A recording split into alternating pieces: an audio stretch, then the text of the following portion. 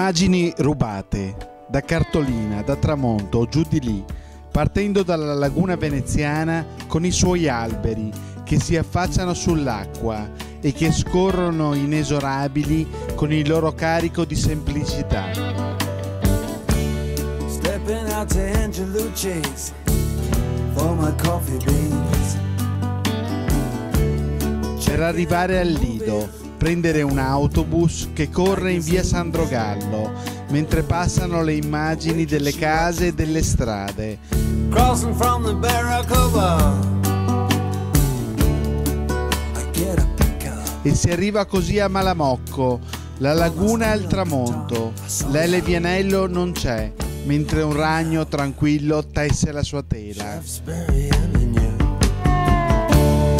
Sui murazzi una famiglia cammina sui sassi, due fiori gialli si lasciano contemplare e le immagini si fanno ferme e frastagliate mentre cala la notte su Venezia. In Vaporetto le anime stanno in silenzio, nei negozi le vetrine presentano le novità.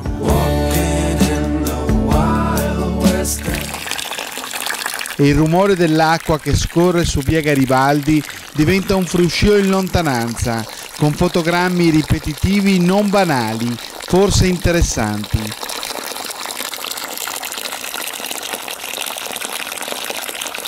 Non mi ricordo se Pierre Boulez o qualcosa del genere doveva fatto partire.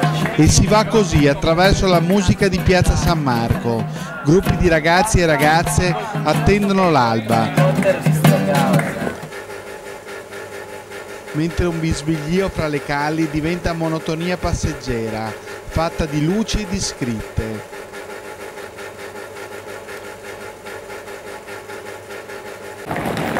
Tre ragazze con i loro bagagli attraversano Strada Nuova fino ad arrivare alla stazione, contemplare i treni immobili nel loro da farsi. Siamo in arrivo a Padova. E veloci via fino a Padova, dove il rumore della polizia ci fa scoprire una città dai 1000 risvolti e dalle tante apparenze.